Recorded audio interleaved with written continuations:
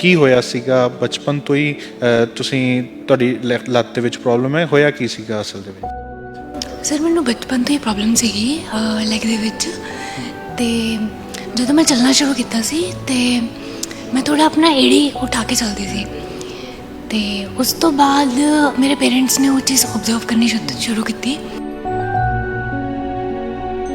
मैं डॉक्टर बनना और मैं खुद अपनी जो प्रॉब्लम है उसका डायग्नोज निकालूंगी। अगर कोई भी डॉक्टर मेरा डायग्नोज ही नहीं कर पा रहा क्या प्रॉब्लम है तो मैंने डॉक्टर बनना। MBBS का मैंने एग्ज़ाम दिया। ਕਵਾ ਕਰਨ ਮੁਕੱਦਰਾਂ ਦਾ ਉੱਗਣ ਵਾਲੇ ਉੱਗ ਪੈਂਦੇ ਪਾੜ ਕੇ ਸੀਨਾ ਪੱਥਰਾਂ ਦਾ। ਇਹ ਬਹੁਤ ਵਾਰੀ ਅਸੀਂ ਤੁਕਾਂ ਸੁਣੀਆਂ ਹੋਣੀਆਂ ਨੇ ਪਰ ਕਈ ਵਾਰ ਅਸੀਂ ਜ਼ਿੰਦਗੀ ਦੇ ਵਿੱਚ ਇਸ 'ਤੇ ਅਮਲ ਨਹੀਂ ਕਰਦੇ। ਕਹਿੰਦੇ ਨੇ ਕਿ ਜੋ ਬੇਸ਼ਿਕਵੇ ਹੁੰਦੇ ਨੇ ਉਹ ਮੁਕੱਦਰਾਂ ਨੂੰ ਦੋਸ਼ ਲਗਾਉਂਦੇ ਰਹਿੰਦੇ ਨੇ ਕਿ ਸਾਡਾ ਮੁਕੱਦਰ ਸਾਥ ਨਹੀਂ ਦਿੰਦਾ, ਪਰ ਅਸਲ ਦੇ ਵਿੱਚ ਮੁਕੱਦਰ ਅਸੀਂ ਆਪਣਾ ਆਪ ਬਣਾਉਣਾ ਹੁੰਦਾ। ਜੇਕਰ ਸਾਡੇ 'ਚ ਕੁਝ ਕਰਨ ਦਾ ਜਜ਼ਬਾ ਹੈ, ਹਿੰਮਤ ਹੈ ਤਾਂ ਅਸੀਂ ਕੋਈ ਵੀ ਚੀਜ਼ ਨੂੰ ਹਾਸਲ ਕਰ ਸਕਦੇ ਹਾਂ। ਤਾਂ ਅਜਿਹੀ ਇੱਕ ਪੰਜਾਬ ਦੀ ਧੀ ਹੈ ਜੋ ਸਰੀਰਕ ਤੌਰ 'ਤੇ ਥੋੜ੍ਹੀ ਨਹੀਂ ਸਹੀ ਬਟ ਪੜ੍ਹਾਈ ਦੇ ਵਿੱਚ ਅਤੇ ਡਾਕਟਰੀ ਦੇ ਵਿੱਚ ਉਹ ਮਾਹਰ ਹੈ। ਸਾਡੇ ਨਾਲ ਤਾਨਿਆ ਮੌਜੂਦ ਹੈ, ਗੱਲਬਾਤ ਕਰਦੇ ਹਾਂ। ਤਾਨਿਆ, ਕੀ ਹੋਇਆ ਸੀਗਾ ਬਚਪਨ ਤੋਂ ਹੀ ਤੁਸੀਂ ਤੁਹਾਡੀ ਲੱਤ ਦੇ ਵਿੱਚ ਪ੍ਰੋਬਲਮ ਹੈ ਹੋਇਆ ਕੀ ਸੀਗਾ ਅਸਲ ਦੇ ਵਿੱਚ? ਸਰ ਮੈਨੂੰ ਬਚਪਨ ਤੋਂ ਹੀ ਪ੍ਰੋਬਲਮ ਸੀਗੀ ਲੈਗ ਦੇ ਵਿੱਚ। ਤੇ ਜਦੋਂ ਮੈਂ ਚੱਲਣਾ ਸ਼ੁਰੂ ਕੀਤਾ ਸੀ ਤੇ ਮੈਂ ਥੋੜਾ ਆਪਣਾ ਏੜੀ ਉਠਾ ਕੇ ਚੱਲਦੀ ਸੀ। ਤੇ ਉਸ ਤੋਂ ਬਾਅਦ ਮੇਰੇ ਪੇਰੈਂਟਸ ਨੇ ਉਹ ਚੀਜ਼ ऑब्जर्व करनी शुरू की। मेरे फादर डॉक्टर हैं तो उन्होंने ये चीज़ ऑब्जर्व की तो उन्होंने डॉक्टर्स ਨੂੰ ਦਿਖਾਉਣਾ ਸ਼ੁਰੂ ਕੀਤਾ। ਤੇ ਡਾਕਟਰਸ ਸਭ ਤੋਂ ਪਹਿਲਾਂ ਤੁਹਾਨੂੰ ਪਤਾ ਹੈ ਕਿ ਜਦੋਂ ਵੀ ਕੋਈ ਟ੍ਰੀਟਮੈਂਟ ਕਰਦੇ ਸੀ ਤੇ ਸਭ ਤੋਂ ਪਹਿਲਾਂ ਤੁਹਾਡੇ ਟੈਸਟ ਹੁੰਦੇ ਆ। ਤੇ ਮੇਰੇ ਘੱਟੋ ਘੱਟ 30 ਤੋਂ 40 ਟੈਸਟ ਹੋਏ ਤੇ ਉਹ ਸਾਰੇ ਨੋਰਮਲ। ਤੇ ਡਾਕਟਰ ਕਿਹੜੀ ਏਜ ਦੀ ਗੱਲ ਕਰ ਰਹੇ ਹੋ? ये मैं 2 to 3 years तब से मेरे टेस्ट हुए हैं। तो उस तो बाद सर जो उन्होंने ऑब्जर्व किया तो उन्होंने ये कहा कि इसके सारे टेस्ट नॉर्मल आते हैं तो किसको क्या प्रॉब्लम है।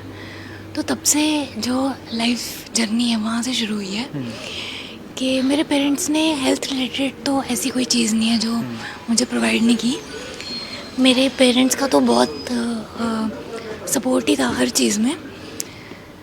तो लेकिन जब डॉक्टर्स डायग्नोज नहीं कर पाते थे कि प्रॉब्लम क्या है उसके बाद फिर थोड़ा मेरे पेरेंट्स होपलेस हो जाते थे कि हम PGI एम्स बेस्ट से बेस्ट इंस्टीट्यूशन जा रहे हैं जहाँ पर डॉक्टर्स की कोई कमी नहीं है, बट स्टिल वो कह रहे हैं कि क्या प्रॉब्लम है। तो मैं तो छोटी थी, मुझे तो इन चीज़ों का पता नहीं था, तो मेरे पेरेंट्स के लिए थोड़ा बहुत चैलेंजिंग था ये। ਜਦੋਂ ਤੁਸੀਂ ਸਕੂਲ ਗਏ, ਸਕੂਲ ਦੇ ਵਿੱਚ ਤੁਹਾਨੂੰ ਕਿਸ ਤਰ੍ਹਾਂ ਦੇ ਚੈਲੰਜ ਫੇਸ ਕਰਨੇ ਪਏ? ਕਿਉਂਕਿ ਛੋਟੇ ਹੁੰਦੇ ਆ ਜਿਹੜੇ ਨਾਲ ਦੇ ਬੱਚੇ ਹੁੰਦੇ ਨੇ ਉਹ ਮਜ਼ਾਕ ਵੀ ਉਡਾਉਂਦੇ ਨੇ, ਕਿਸ ਤਰ੍ਹਾਂ ਦੇ ਚੈਲੰਜ ਤੁਹਾਨੂੰ ਲਾਈਫ ਦੇ ਵਿੱਚ ਫੇਸ ਕਰਨੇ ਪਏ? सर जब आपको कोई प्रॉब्लम देता है भगवान तो आपको एक पॉजिटिव साइड में आपको कुछ एक पॉजिटिविटी भी आपको प्रोवाइड कर देते हैं। तो मुझ में बचपन से एक ऐसा कॉन्फिडेंस था टू फेस दिस सोसाइटी कि मैंने कभी भी किसी अननोन पर्सन से बात करने में झिझक नहीं महसूस की। तो मेरा फ्रेंड सर्कल भी बहुत अच्छा था। मैंने मेरी जो फ्रेंडली नेचर थी उसके करके कभी भी ऐसा कुछ नहीं हुआ कि फ्रेंड्स ने, हाँ फ्रेंड्स पूछते थे ज़रूर बट फ्रेंड्स की तरफ से कभी कोई नेगेटिव चीज़ें ये सब कभी भी नहीं हुआ। ਕਦੇ ਆਪਣੇ ਆਪ ਨੂੰ ਨਹੀਂ ਹੋਇਆ ਮਤਲਬ ਜਦੋਂ ਕਿ ਸਾਡੇ ਵਿੱਚ ਕੋਈ ਫਿਜ਼ੀਕਲੀ ਪ੍ਰੋਬਲਮ ਹੁੰਦੀ ਹੈ ਅਸੀਂ ਆਪ ਹੀ ਥੋੜਾ ਜਿਹਾ ਕੌਨਸ਼ੀਅਸ ਹੋ ਜਾਂਦੇ ਹਾਂ ਲੋਕਾਂ ਦੇ ਵਿੱਚ ਜਾ ਕੇ? ਕਦੀ ਇੱਦਾਂ ਨਹੀਂ ਫੀਲ ਹੁੰਦਾ ਸੀ, ਡਰ ਨਹੀਂ ਲੱਗਦਾ ਸੀ ਲੋਕਾਂ ਦੇ ਵਿੱਚ ਜਾ बहुत ਕੇ? डर लगता था सर। ऐसा लगता था कि मतलब सब एक होता है ना कि आप अपने आप को दुनिया से सेपरेट कर लेते हो। स्कूल में कोई भी डांस परफॉर्मेंस, कोई फिज़िकल एक्टिविटी, किसी चीज़ में कोई एक्टिविटी में आप पार्ट ही नहीं ले सकते। मतलब मेरे को ऐसा लगता था कि जबकि मुझे डांसिंग का बहुत शौक था, जब तक मेरी प्रॉब्लम ज़्यादा बड़ी नहीं थी तब तक मैं बहुत डांस करती थी। तो वो चीज़ जब छूटी तो बॉडी ने एक्सेप्ट ही नहीं किया कि ऐसा क्यों हो रहा है कि सब लोग एंजॉय कर रहे हैं अपनी लाइफ, सब कुछ, मैं क्यों नहीं कर रही। तो हाँ उस टाइम पे नेगेटिव थॉट्स भी आते थे। प्लस जब रिश्तेदार स्पेशली आपको या आपके पेरेंट्स को इस तरह की बातें बोलते हैं कि क्या होगा इसका लाइफ में, इस तरह की बातें, तो वो चीज़ भी नेगेटिविटी क्रिएट करती ਡਾਂਸ थी। ਦਾ ਸ਼ੌਂਕ ਸੀ ਫਿਰ ਜਦੋਂ ਦੂਜੇ ਬੱਚਿਆਂ ਨੂੰ ਡਾਂਸ ਕਰਦਾ ਦੇਖਦੇ ਸੀ ਮਨ ਨੂੰ ਹੁੰਦਾ ਨਹੀਂ ਸੀ? बहुत ज़्यादा मुझे रोना आता था। मुझे बहुत जब मैं किसी शादी में जाती थी या कोई फैमिली फंक्शन अटेंड करती, वहाँ पे जब सब परफॉर्मेंसेस करते थे मैं वहाँ से उठ के चले जाती थी। मुझे देखा ही नहीं जाता था, क्योंकि मुझे खुद इंटरनली ये चीज़ फील होता था कि जो मेरी सबसे फेवरेट चीज़ है वो मतलब किसी और को करते देख मुझे अच्छा नहीं लगता था। बचपन में हर किसी का कोई ना कोई सपना होता है कि हमने ये बनना। आप क्या बनना चाहते थे बड़े होके?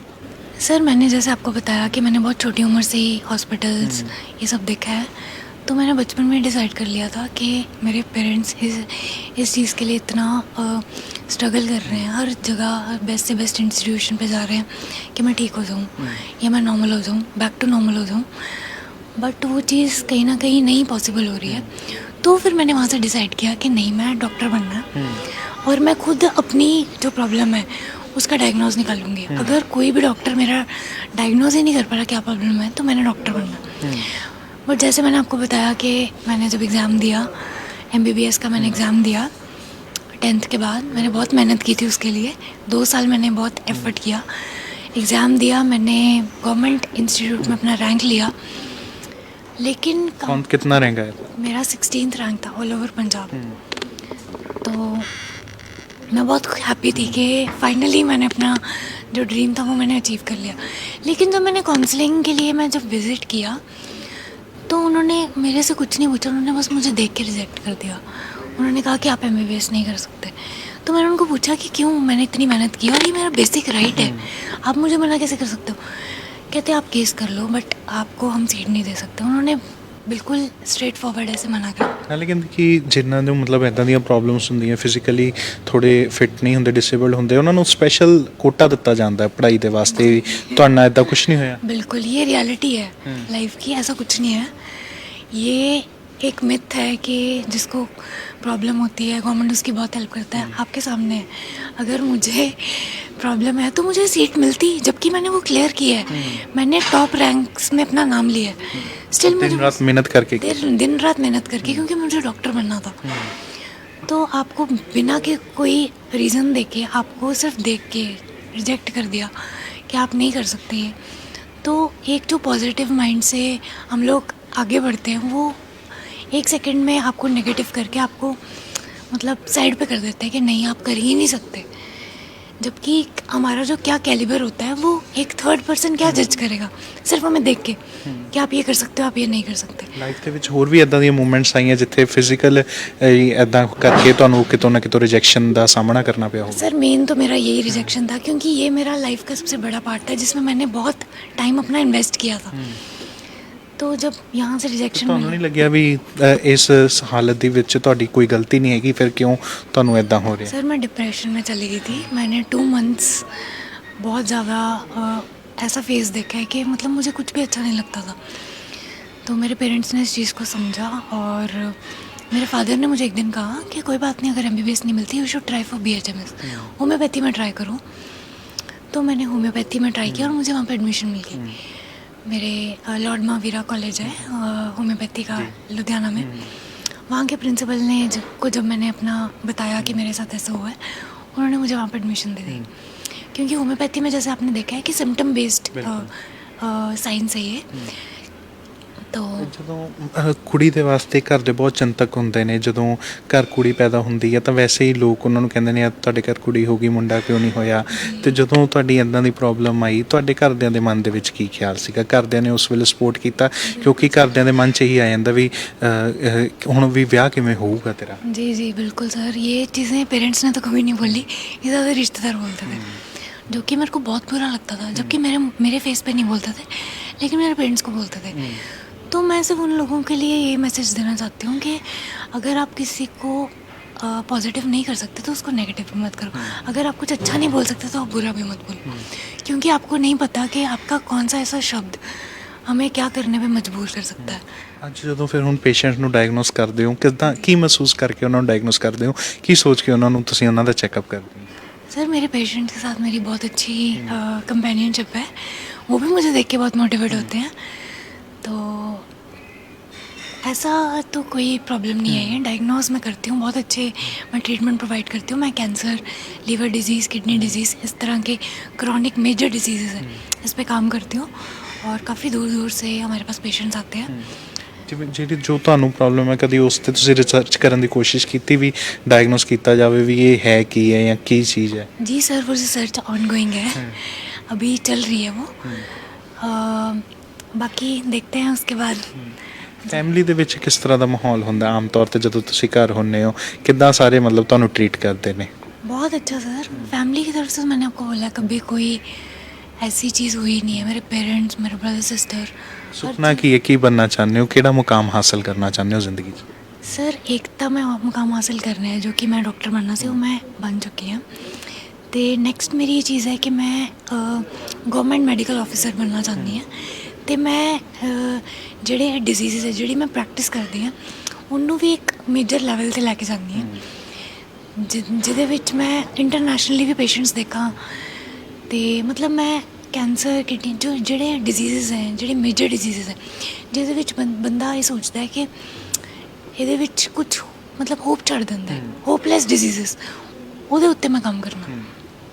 ਬਹੁਤ ਬਹੁਤ ਧੰਨਵਾਦ। ਤਾਂ ਇਸੇ ਡਾਕਟਰ ਤਾਨਿਆ ਜਿਨ੍ਹਾਂ ਨੇ ਆਪਣੀ ਜ਼ਿੰਦਗੀ ਦੇ ਵਿੱਚ ਕਦੀ ਹਿੰਮਤ ਨਹੀਂ ਹਾਰੀ, ਆਪਣੀ ਬੋਡੀ ਕਰਕੇ ਇਹਨਾਂ ਨੂੰ ਕਈ ਵਾਰ ਰਿਜੈਕਸ਼ਨਸ ਦਾ ਵੀ ਸਾਹਮਣਾ ਕਰਨਾ ਪਿਆ, ਜੋ ਚੀਜ਼ ਕਰਨਾ ਚਾਹੁੰਦੇ ਸੀ ਉਹ ਚੀਜ਼ ਕਰਨ ਦਾ ਮੌਕਾ ਨਹੀਂ ਮਿਲਿਆ। ਪਰ ਫਿਰ ਵੀ ਕਈ ਲੋਕ ਹੁੰਦੇ ਨੇ ਕਿ ਕਿਸਮਤ ਨੂੰ ਬਹੁਤ ਅਜੀਬ ਤਰੀਕੇ ਦੇ ਨਾਲ ਲੈਂਦੇ ਨੇ ਜਾਂ ਬਹੁਤ ਕੁਝ ਗਲਤ ਸਟੈਪ ਵੀ ਚੱਕ ਲੈਂਦੇ ਨੇ, ਪਰ ਇਹ ਹਮੇਸ਼ਾ ਪੋਜ਼ਿਟਿਵ ਰਹਿ ਕੇ ਇਹਨਾਂ ਨੇ ਆਪਣੀ ਜ਼ਿੰਦਗੀ ਵੀ ਬਣਾਈ ਅਤੇ ਆਪਣੇ ਮਾਂ-ਬਾਪ ਨੂੰ ਵੀ ਪ੍ਰਾਊਡ ਫੀਲ ਕਰਾਇਆ। ਤਾਂ ਵਧੇਰੇ ਅਪਡੇਟਸ ਨਾਲ ਜੁੜੇ ਰਹੋ। ਕੈਮਰਾਮੈਨ ਸੰਦੀਪ ਸਿੰਘ ਦੇ ਨਾਲ ਸਨਮਜੀਤ ਸਿੰਘ ਪੱਲਾ, ਰੋਜ਼ਾਨਾ ਸਪੋਕਸਮੈਨ, ਲੁਧਿਆਣਾ।